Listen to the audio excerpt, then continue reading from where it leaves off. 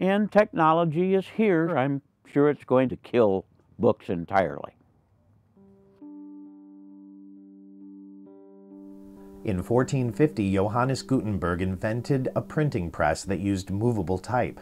This technological advancement lowered the cost of the printed book and made it possible to print them in mass quantities.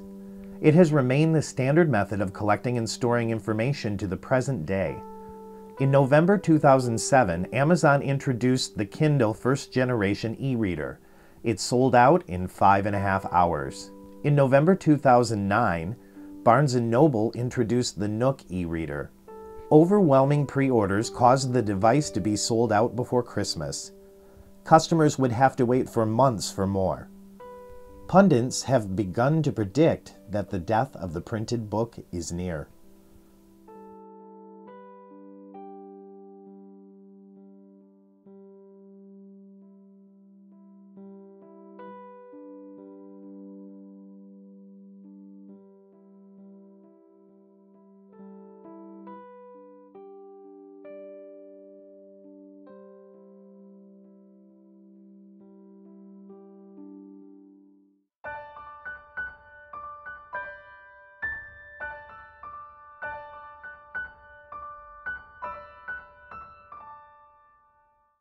By May of 2011, Amazon bragged that its ebook sales exceeded print book sales. 105 Kindle books were sold for every 100 print books.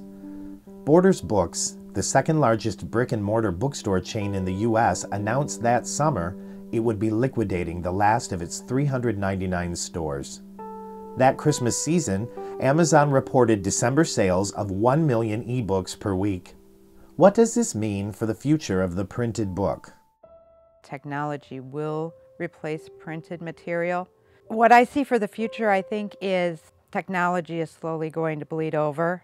The big publishing houses are going to go to e-material. The ebook is going to replace the printed book. There's enough of a draw from people who they want an e-reader to read from. E-readers are technology, of course. The young people are really into them. Our younger generation, I am slightly concerned that the e-reader will kind of destroy books for them. I don't like e-readers because of the fact that they are competing with the paperbacks and the hardcovers. It could hurt us just no matter what. But yes, I do see a time where technology wipes out printed material except for very niche markets. If you tell everybody that the only thing available is going to be ebooks, then that's what everybody's going to go and get. It's kind of like when you say, okay, the stock market is going to crash, pull your money out, and everybody pulls their money out and the stock market crashes. When ebooks were the only electronic item that came out for Christmas. We got hit pretty hard in the 3 months after that. The big box stores closing down and the e-trade does impact our ability to get new books. We used to be able to get new books, new hardcovers by popular authors within, a couple weeks or a couple months of them being published. And now sometimes we don't get them at all till they are put out in paperback. We're only getting a very limited new book section, and we're getting all the authors that we get in all the time anyways. We're not getting like teen fiction, which we have a huge teen draw. So without our big box stores, there's a ton of our inventory that we can't get. We've definitely lost our current hardcover business pretty much.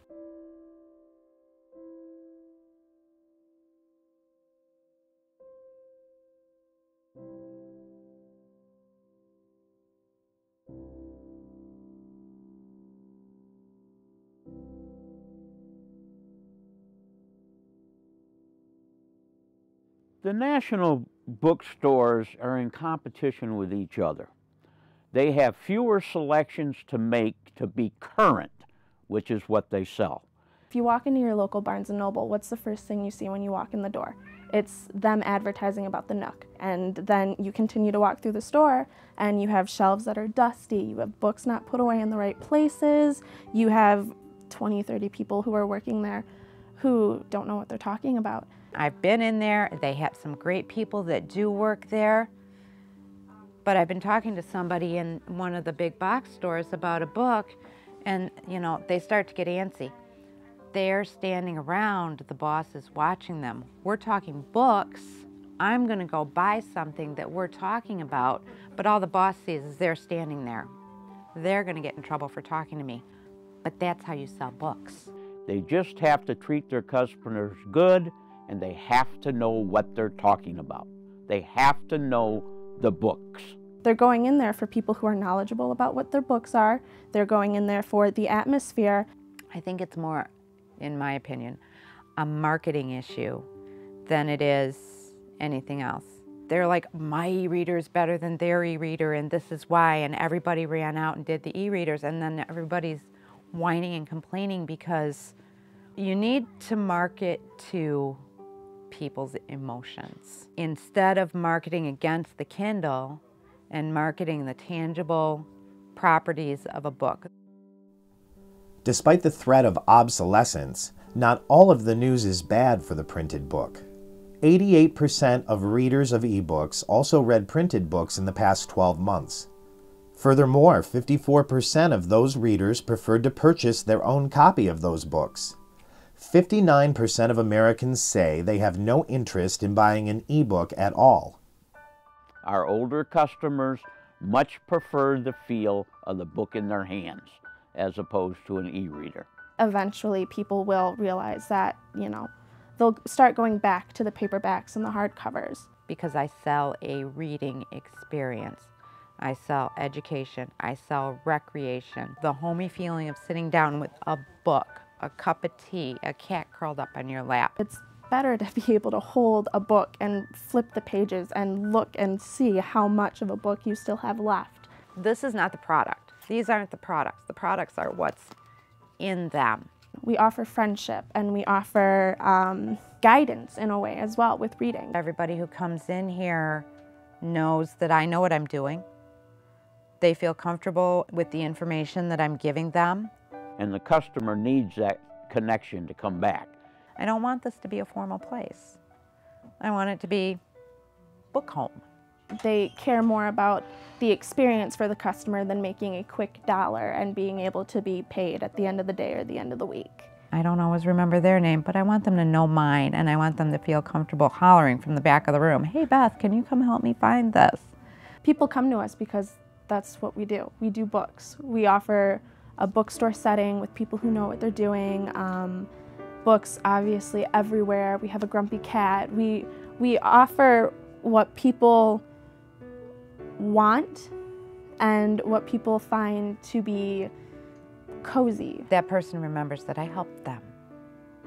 I gave them a good, warm, fuzzy feeling, and they want to come back. Even when the economy really dipped, we were staying pretty strong, pretty level. We've always operated in the black. Under normal circumstances, the economy affects our sales. If it goes bad, our sales normally go up. And I believe part of that is because when the economy dropped, we were still able to sell books for $1, $2, $3, $4, $5, and people were able to come and stock up for a whole month and only spend $20, $30 on it. We basically have all the work that we can handle. In an independent bookstore or a used bookstore, you are going to find a greater variety because we're looking for the niche customer. We're looking to have that special something that you can't necessarily find somewhere else. I think that we have a stronger business community if we all work together. You have to love what you do. You have to have a real passion for it or you're not going to be good at it. Here we're addicted. Demand for the printed book actually appears to be robust for now. The ebook may one day become the predominant reading format, but in the meantime, the printed book will maintain its 500-year legacy well into the future.